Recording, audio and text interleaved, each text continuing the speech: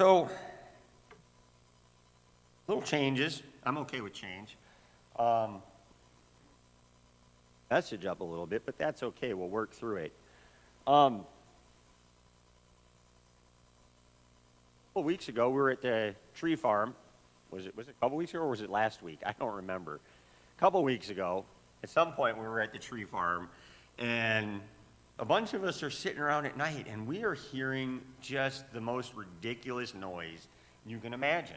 It sounds like a cat, maybe, but we can't figure it out because at 1 second it's over here, another second it's over there, but there's kind of quieter cats over here, and we can't figure out what this is.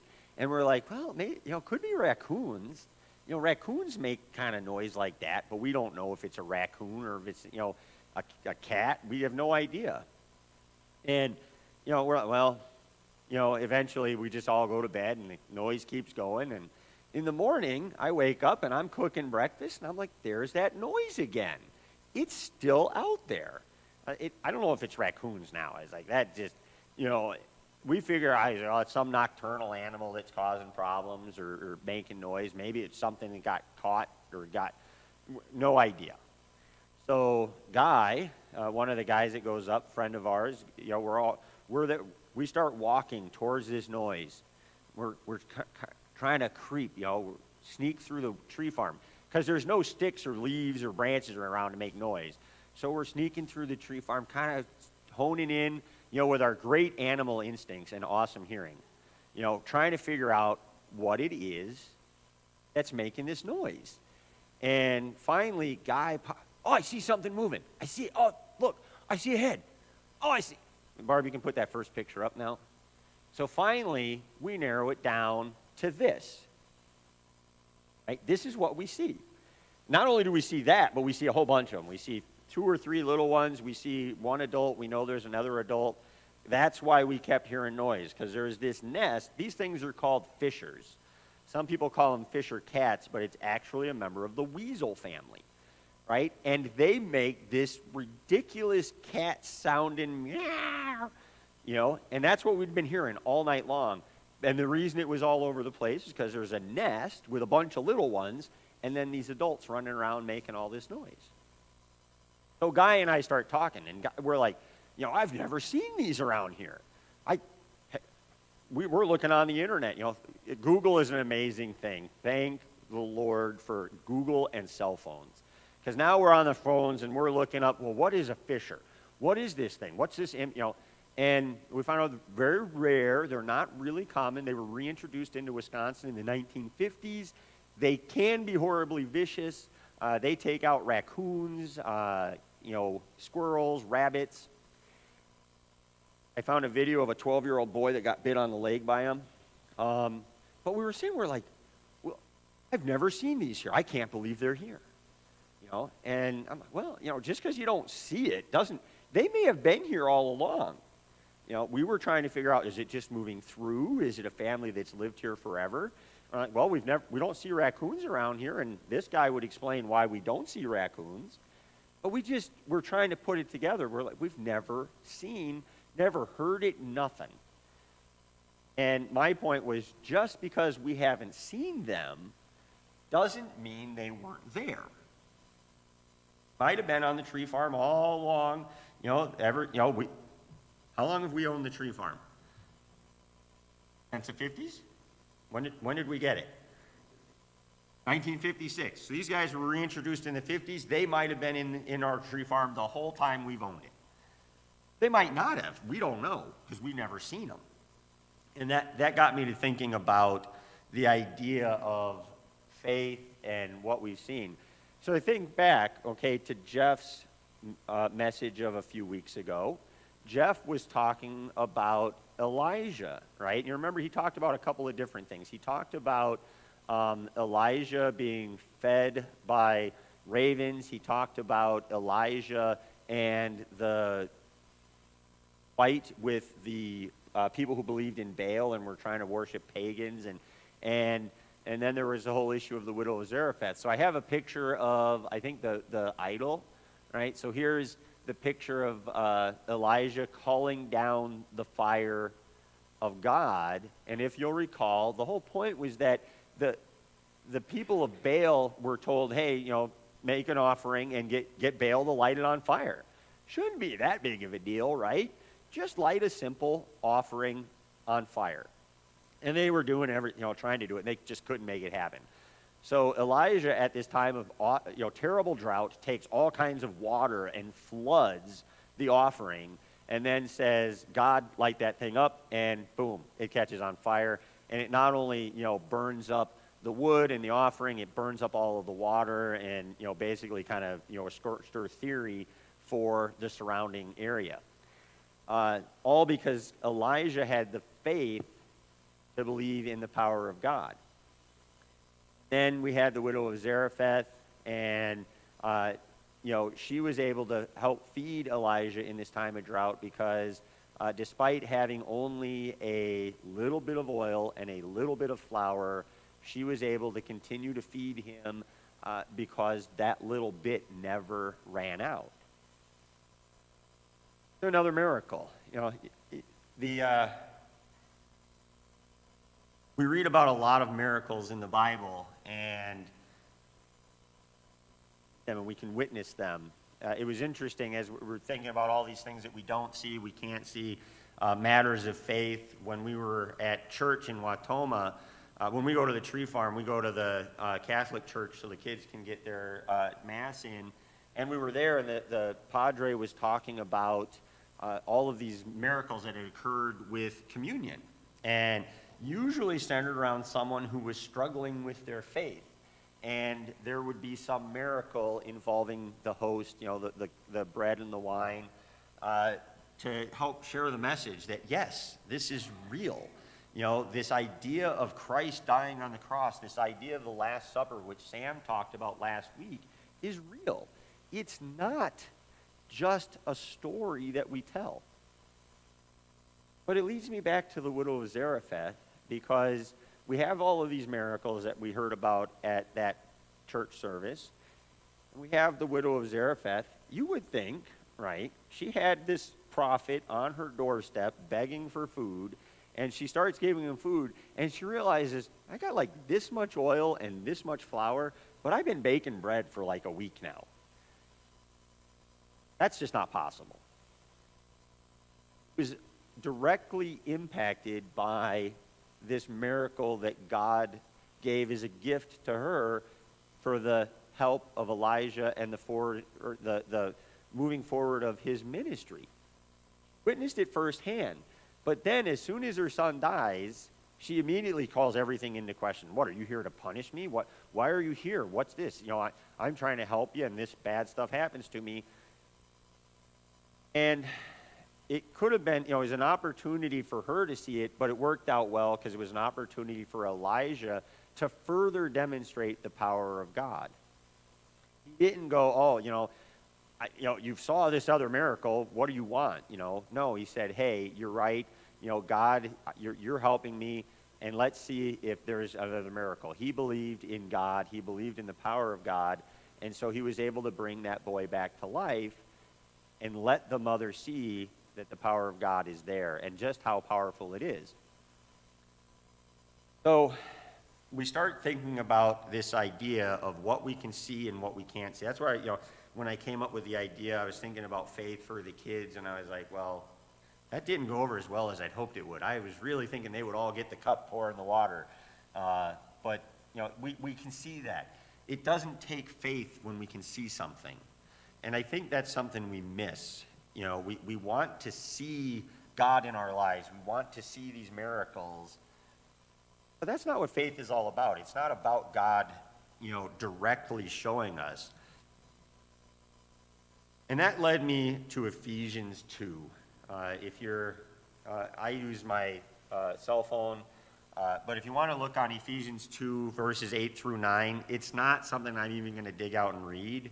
But in Ephesians 2, verses 8 through 9, that's where Peter is telling us that we're not saved by our works, right? Because there's a lot of us that think, if we go out and do this good thing, and if we do that good thing, that'll negate all of these bad things in our lives, right? And Paul was trying to tell us that's not the case. We're not saved by the things we do. We're saved by God, right? We're saved by God's grace, and Paul specifically says that grace comes through faith. Faith. And if you think in the Bible, right, how many times do you read in the Bible, Jesus said, he deals with a person who's a sinner. The sinner does something that demonstrates their faith, and how does Jesus respond? He says, "Go, your faith has saved you." You've been saved by your faith. Jesus never even took it on himself to say, "Hey, I'm the Son of God and I'm saving you." No, he knew that it was their faith that saved them. And Paul stresses that, right? When people hear that, right, and I'm guilty as anyone, right? When people hear, "Oh, you're saved by faith, not by works," oh, okay, it's not the works, it's not the stuff I have to do, right? I'm just saved by God's grace, right? It's not the stuff I have to worry about. Well, we're missing half of the equation there, because we miss the part of our faith saves us. And it's important to remember that, right? God's grace saves us, but that grace is a function of our faith. Right? Faith? Got to believe in God. It's not really that easy, is it? I mean, how many people struggle sometimes with their faith? I do. You know, it's difficult at times to think about God created the heavens and the earth. God sent Jesus to die for us. You know, Jesus died and was resurrected, and we have to accept that with nothing to go on other than the Bible and the histories that we can read. And there are a whole lot of people on this planet who don't accept that. They just don't have the faith to believe in it, which gets us to where we wind up with things like happened yesterday in Florida. Have people who, no matter what they see, aren't going to accept it. The widow of Zarephath saw the power of God and struggled to accept it. Peter witnessed and ministered with Jesus for 3 years. And when Jesus told him what was going to happen, he couldn't accept it. Other disciples who had walked with Jesus and talked with Jesus couldn't accept on faith what he told them. Thomas, right? We call him Doubting Thomas. Thomas, who was told, Jesus died, we saw him, he's alive. Thomas said, no, not until I touch it. Not until I can physically put my hands on the wounds will I accept that. Walked and talked with Jesus, struggled with faith. It's difficult. So if you had people who walked and talked with Jesus who struggle to accept and understand what happened, come forward 2,000 years to today. How difficult can it be for people who have never had the opportunity to see those miracles, to see those amazing things happen? We have to accept on faith what we can't see. But that's not a request for God to perform some amazing miracle in the church. It's a call upon us to strengthen our hearts and to strengthen our resolve and to strengthen our understanding so that we can accept what we know to be true without seeing it. I doubt that the kids who were sitting up here today had any question about whether or not I had something for them after the children's message. I think they understood. I think they knew, right? I'm not going to throw something like that out there without having something to back it up. But they still didn't know. They had to accept it. And that's what Jesus calls on us to do. He asks us to accept on faith that he's there for us, and to accept on faith that he died for us, and to accept on faith that our sins are forgiven. Very difficult thing to do, but that's what faith is all about. I had a part in where I was going to talk about the little slips that we were having, because we're going into an interim period. There's another thing that we have to accept on faith. We have to accept on faith that God has a minister in mind for this church. We have to accept on faith that the leadership of the church is doing what they're supposed to be doing at the time when it's needed. And I accept on faith and hope that the congregation, in a good faith effort, selected the people who are needed to find that minister and call him here. There's all of these things that we have to accept on faith, and we have to be able to figure it out. Paul tells us in Ephesians to remember that faith is important, that faith is what saves us through God's grace, right? God's grace, it can go a long way, but we always have to remember, we still have to take the action to say, I believe, I accept it, and I ask you to be with me. The church is going through, as I've said before, kind of a rocky time, but we'll get through it. I have faith in the church, I have faith in God, and I have faith in the minister that's going to be coming here. If there are any questions about that, I think what you do, just to kind of wrap it up, is you think back to our mission statement. We're disciples who treasure Christ and seek to make disciples who treasure Christ. That discipleship is what it's all about, and thinking about, do I go read the Bible, do I not?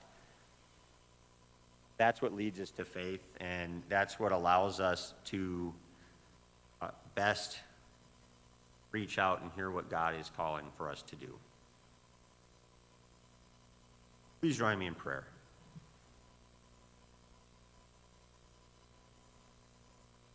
Heavenly Father, it's easy to get distracted at times. It's easy to have things throw you for a loop. It's easy to lose sight of what we should be focusing on. We've heard it said, and we know the truth is that this isn't really about us. It's about you. It's about the Son that you sent here to die for us. And it's about the faith that we need to have, that those things we hear and read about are true. Really, it's about accepting that the word you tell us and the things you say to us are 100% without doubt fact.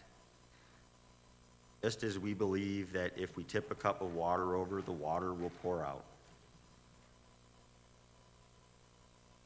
Sometimes difficult to share the words that you would have reached out to people, that you would have go into people's ears and minds and hearts. I would ask that you help all of us to understand the messages that we're being given and the messages that need to reach out and help us to see where we're going. Be with this congregation now and in the days to come so that they can demonstrate the faith in you, that we're headed where we need to go and that we're doing it in your will. In your name I pray, amen.